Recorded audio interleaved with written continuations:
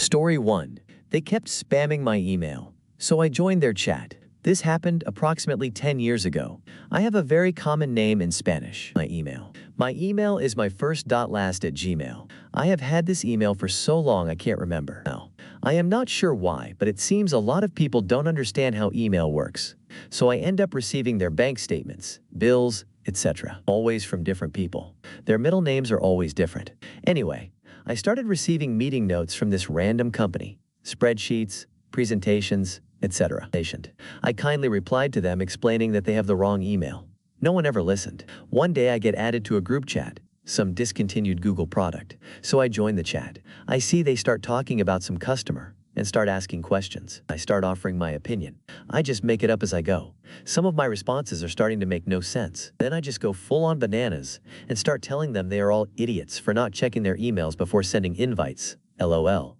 The meeting went silent. I was kicked out of the chat room a second later. I continue to cause some drama by editing the titles of their docs to, "You should seriously double check who you are sharing documents with." I had such a good laugh. They were not very tech savvy, as I had access to the files for a while, and went back to see them change the titles back. After 2 weeks I got bored and just removed the docs from my drive. Never had an email from them again. Curiously, this situation has happened more than once with different entities.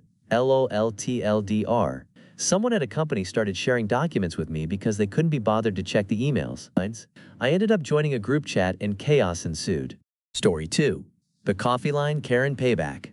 So a few weeks ago, I was at my go-to bakery that always has a long line on weekends. I'd already been standing there for 15 minutes when this woman, classic Karen vibes, just walks right up to the counter like she owns the place. Totally ignored the rest of us. Someone behind me tried to say something like, there's a line, but Karen just goes, "I'm in a hurry," and acts like that makes it okay. The staff didn't want to argue, so they just took her order first. I was so mad but decided to keep my mouth shut for now. Then I noticed what she ordered. A large iced coffee with extra whipped cream. That's when I got an idea. When it was finally my turn, I ordered the exact same thing but asked them to hold it for a sec. As Karen strutted out with her drink, I casually walked back to the counter and was like, "Hey, I think she grabbed my coffee by accident," said it loud enough for everyone to hear. The staff got all apologetic, and Karen had to come back inside with her smug face looking not so smug anymore. She had to wait for them to remake her drink, while I left sipping mine and smiling like an idiot. Petty? Sure, but worth it? 1000%. Smirk. Story 3. A person keeps using my email address.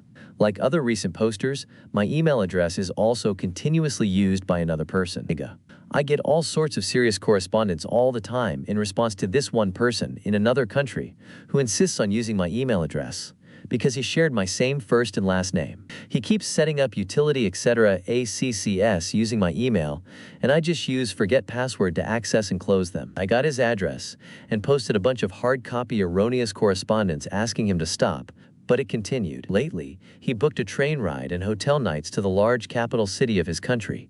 I reluctantly emailed back the hotel, canceling the incorrect booking in my name. Now, after a few days, he emailed me direct using a friend's email account to berate me, costing him £300 hotel cancellation charge. After I foolishly replied saying sorry as I didn't intend costing him money, he sent a nasty reply saying he hoped I had learned my lesson.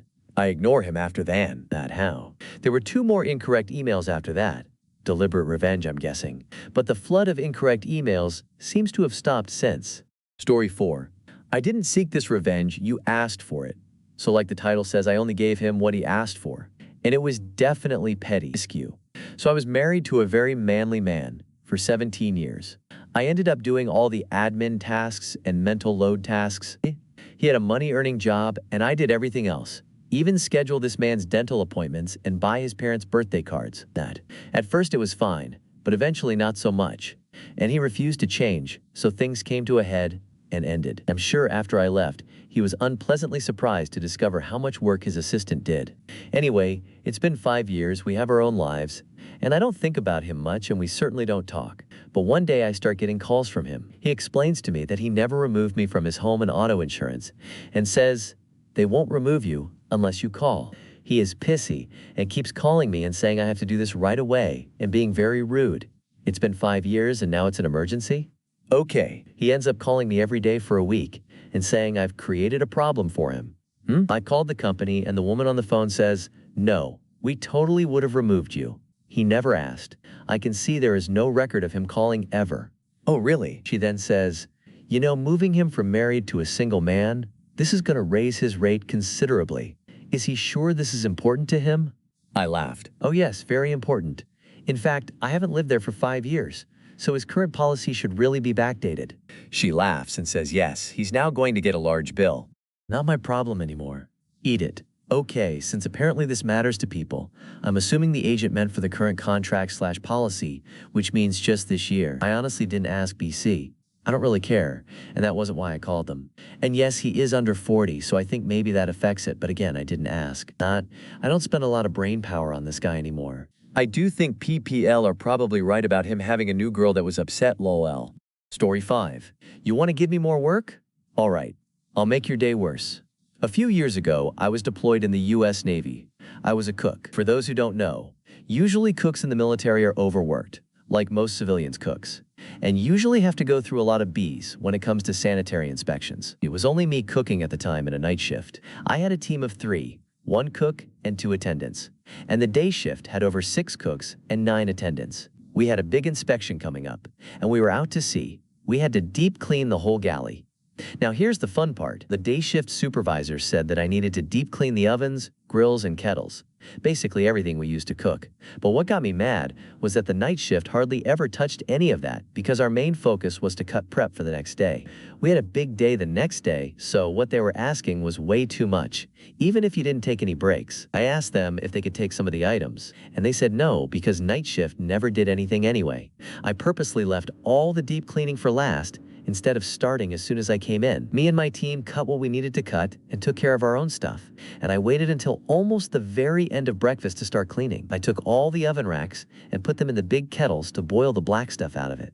And then I started cleaning the grill. With the grill being cleaned, the ovens with no oven racks, and all the kettles being used, they had no chance of putting a meal on time. When lunch was about to start, that's when I decided to finish my cleaning.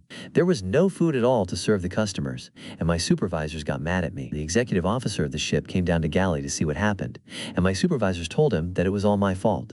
He then asked me my side of the story. I told him what happened, and he asked them if it was true. And when they nodded, he called them stupid and cussed them out and dismissed me. Felt so good. Story 6. I stole my ex's toy.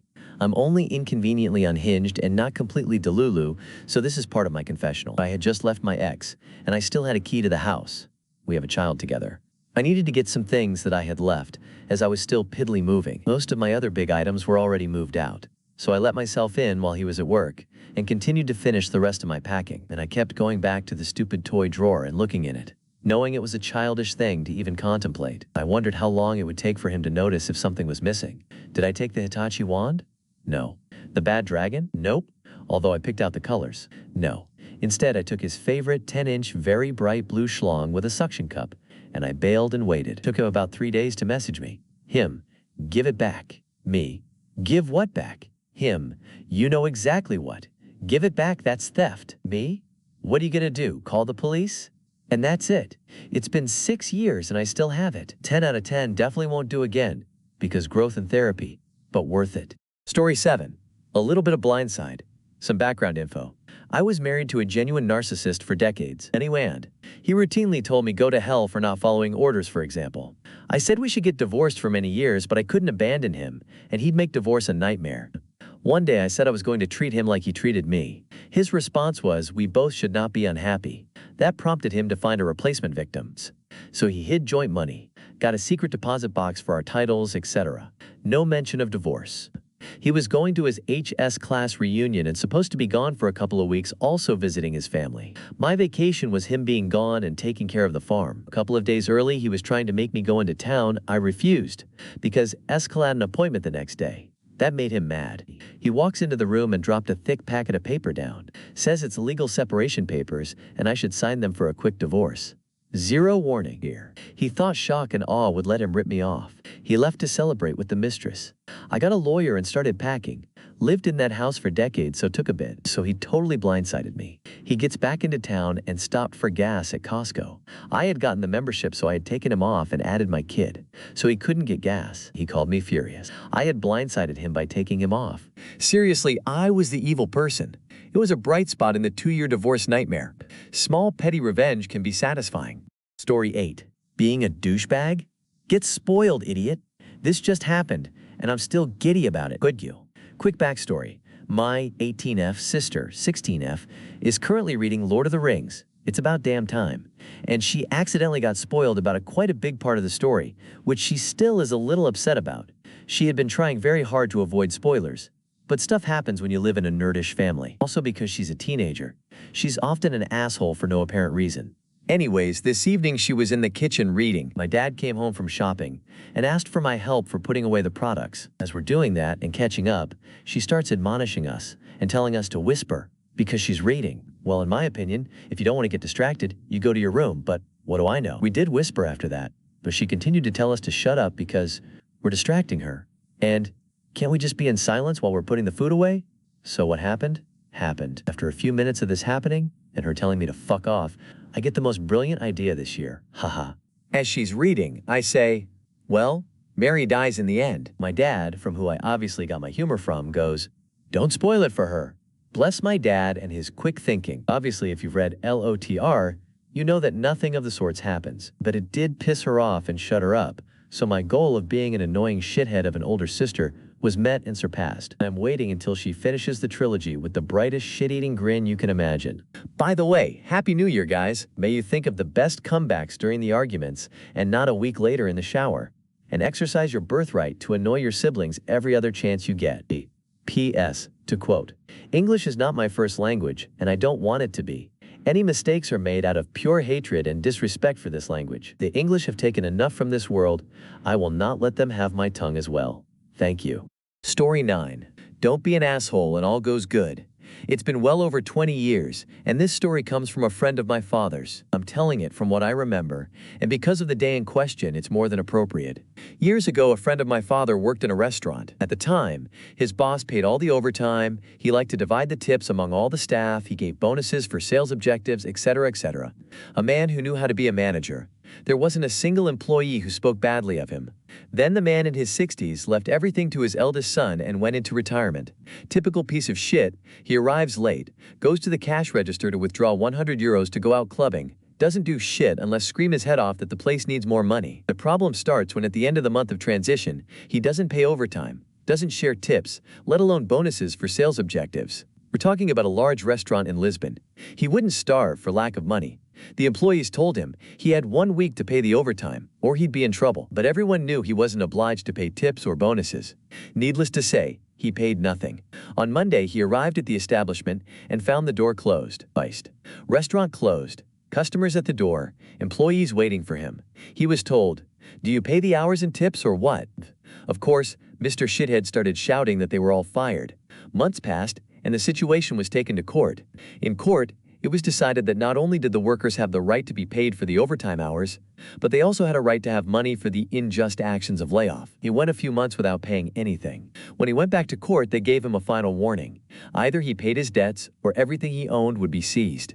He paid the debts he had to pay, but he phone calls and sent letters threatening the employees that things wouldn't stay like this. As my grandmother taught me, son, never mess with anyone because you don't know when and how you'll get into trouble. It turns out that my father's friend is crazy.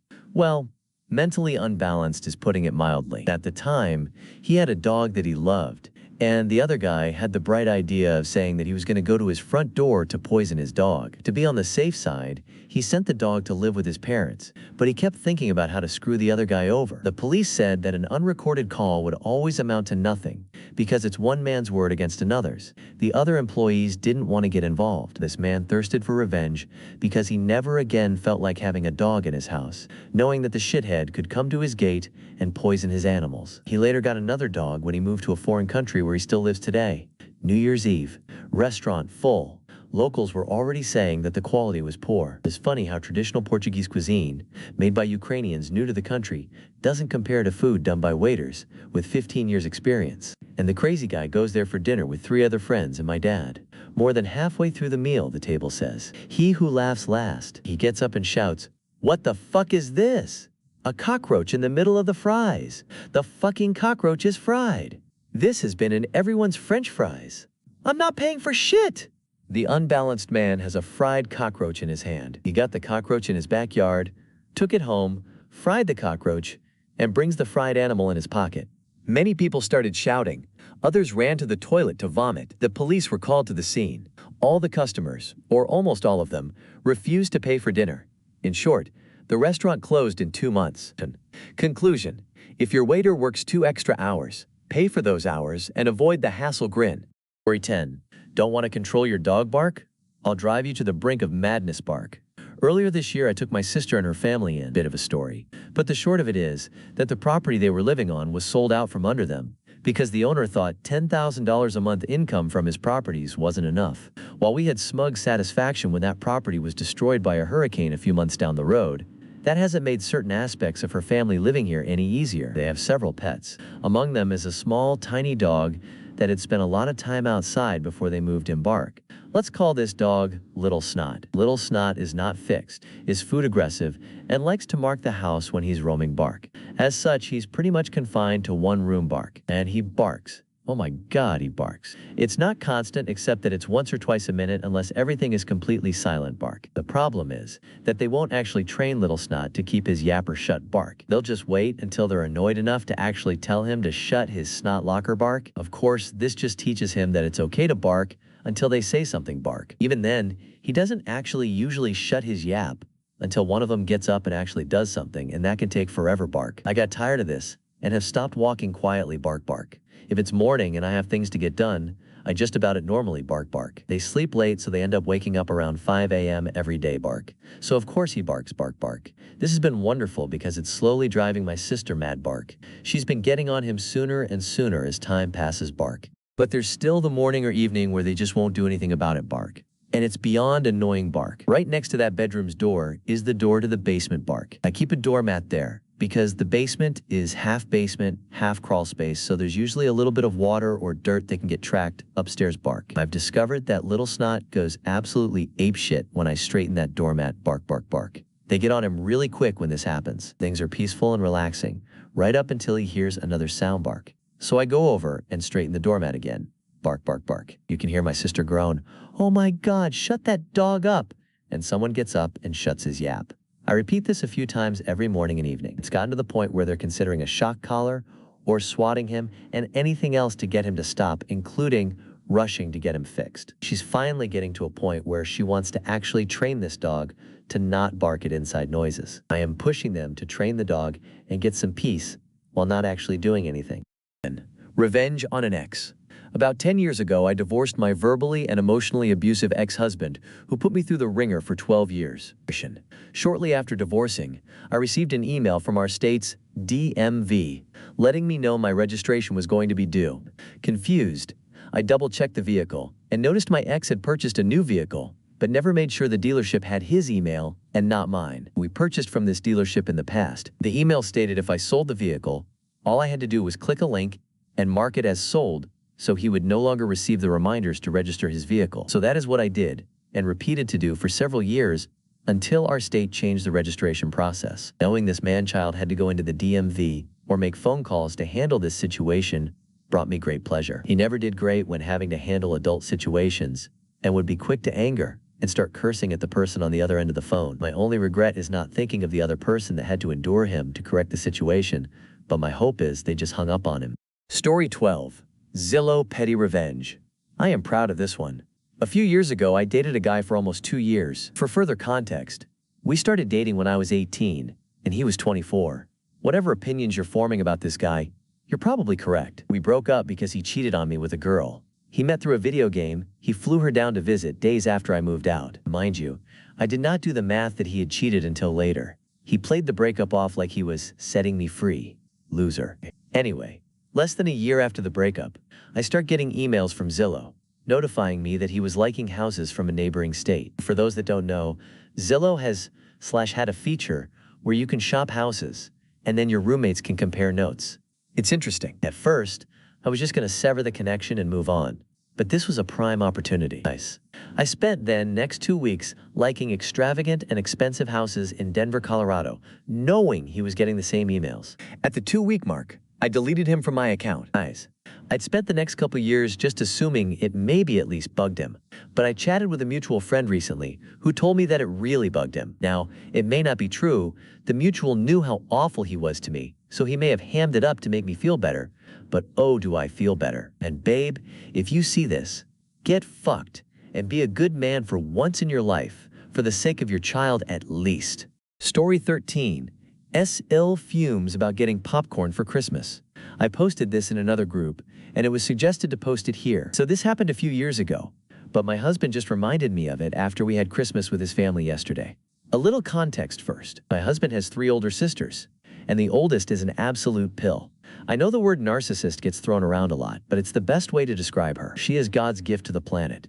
Every guy wants to date her, every woman wants to be like her, and that's why no one will help her, because they are jealous and want to pull her down.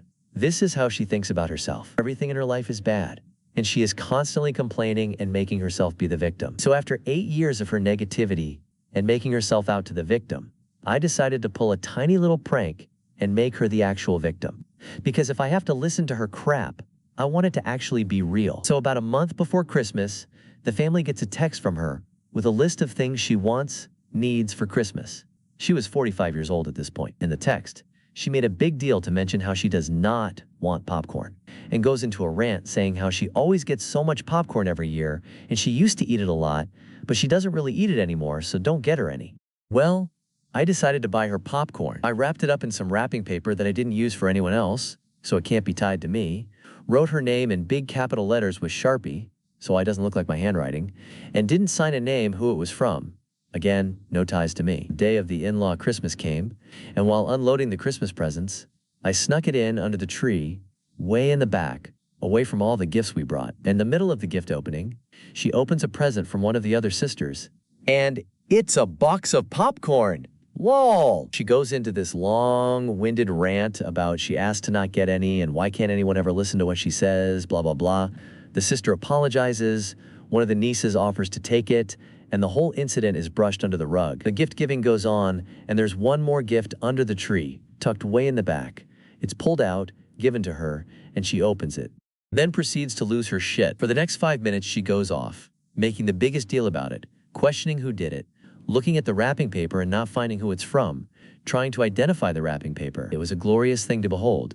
At this point, everyone is tired of her, and all the gifts were opened, so she gets ignored, because they are all talking amongst themselves. To this day, my husband is the only one who knows it was me, and he didn't know about it till we were in the car leaving. Every time I have to put up with her, I just remember, I'm the one who gave you the popcorn, bitch. And suddenly, as if magic, she doesn't quite irritate me as much, lol. Story 14. Redecorated an Airbnb. I rented an Airbnb for vacation. It was supposed to have an airbed and a queen bed to sleep a total of 4 people. There was no airbed. Texted the host multiple times. No response. The couch was huge, so my kids just slept there. We realized they didn't leave us the key to get into the pool. Texted the host multiple times. No response. It ended up being no big deal because people would let us into the pool area, but it wasn't what I paid for. I took matters into my own hands and rearranged the whole apartment.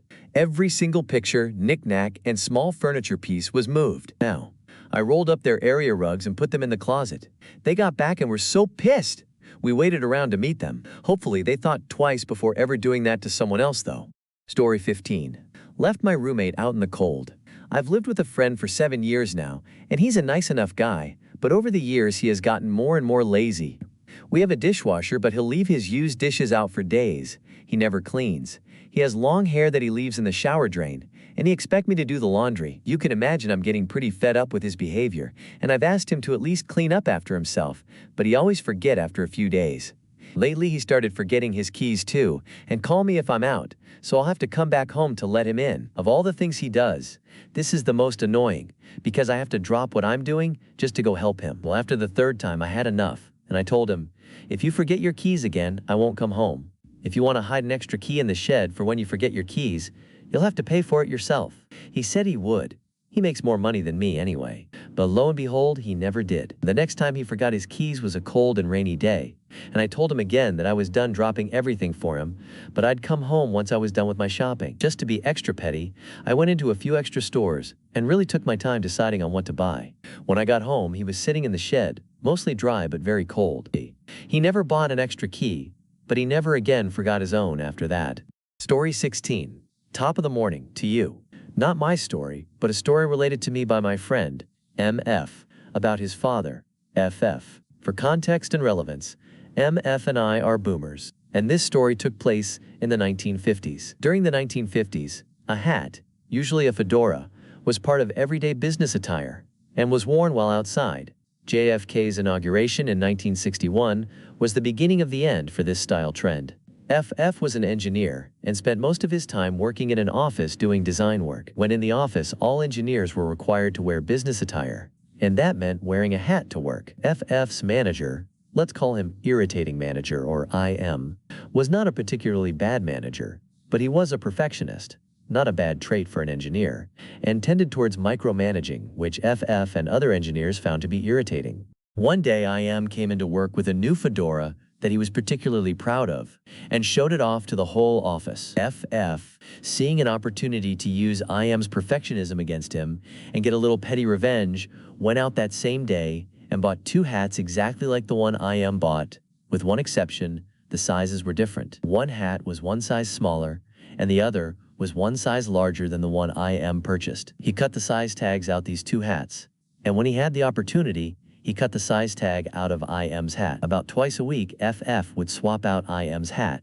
with one of a different size. Whenever IM put on a hat that was not the right size, he would take it off and put it on a few times and grumble to himself about it not feeling right and wonder if his head had either swollen or shrunk. When he wore the wrong size hat home, he would come in the next day and do the same thing before he hung it up. Most of the office was aware of the prank, and it became a routine for most everyone to surreptitiously watch to see if it was going to be one of those days whenever IM came in or went home. This went on for about a year until IM purchased a new hat.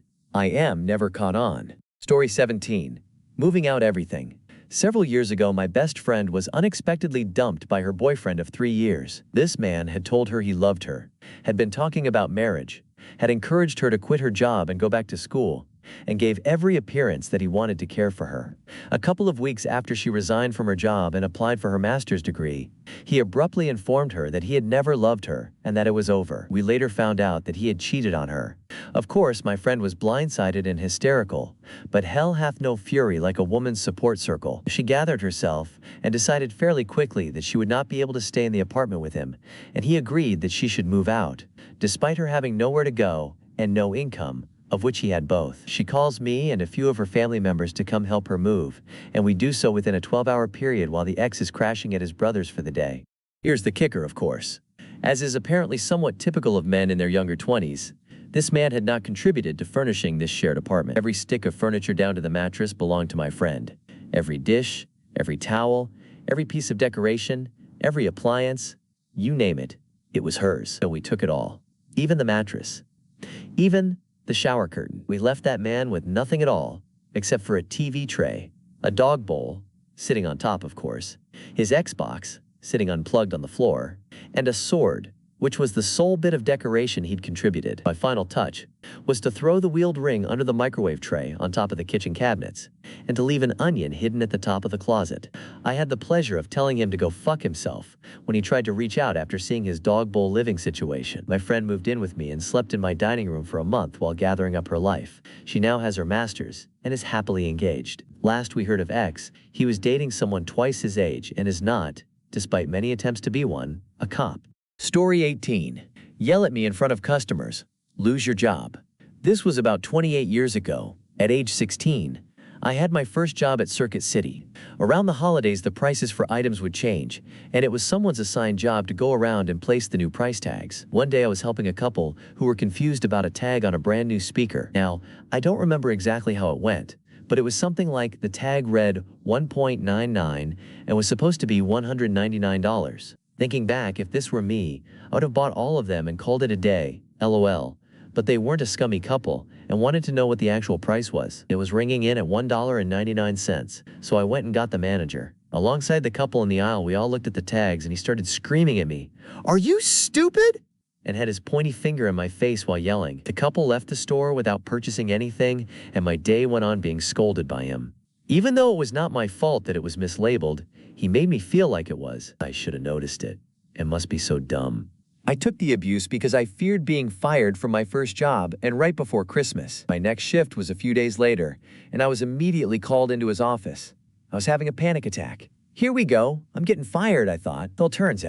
Well, it turns out that the couple was so disgusted by his behavior that they called the company and complained. I sat in his office with a manager from another location while he apologized to me and then left. I later found out he lost his job. Petty revenge was from the couple's complaint about him, but I appreciated it nonetheless. 19. God sees you stealing from the cash register. During college, I had a part-time job in a men's clothing store. However, I've always been a good salesman, and I was doing a really good job with sales numbers. We didn't work on commission, but we got credit in the eyes of the manager if we were responsible for the most sales. The assistant manager was a friend of his, a young guy who went to the same church. And when I say church, I should use the capital C. They were serious, born-agains. We weren't allowed to play rock music in the store, except for the Christian rap music the assistant manager would bring in, because it would cause unchristian feelings.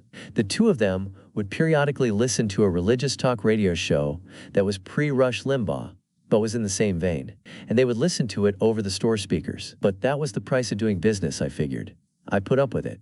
What I couldn't put up with was the emotional bullying from the assistant manager. He was younger than me, and figured because he was an assistant and I was a part-timer, that he was more successful than I was. Plus, he seemed to resent that I was going to college and he wasn't. He made sure to mention it in a snide way whenever he could. Things like, "I would have thought a college boy like you would know how to do this menial task." At the end of every night, we had to close out the cash register. This was in the early 90s, so the cash register had to be manually balanced with the receipt tape, and then the amounts had to be sent to corporate via a dial-up connection we had in the office. If we were off by a penny, we had to account for it, tracking down each transaction and determining if the balance difference was because of one sale or another. Sometimes, if the manager was closing out, he'd make up any difference out of his own pocket. The difference was never more than a few dollars, sometimes a $5. And then, after a year of doing this, the difference in the bank deposits came to an amount that caught corporate's eye, as the manager wasn't always on shift and able to cover the difference. Over the period of 12 months, a few $100s had gone missing, in all very small amounts. So, without telling anyone, corporate and the manager installed a security camera above the cash register. A few days later, they fired the assistant manager. The tape clearly showed him grabbing a $5 out of the cash register, presumably to go grab some lunch at the place across the hallway in the mall. He sure loved those noodles. On the day before he was fired, we'd gotten into an argument out on the floor, in front of customers. I forget what it was, but he didn't approve of the non-biblical manner in which I was living my life. It could have been anything. I've always been a sinner. The end result of the argument was him loudly proclaiming that God was always watching me, and that all received judgment. Perhaps God was the petty one here. I still enjoyed hearing how he was caught.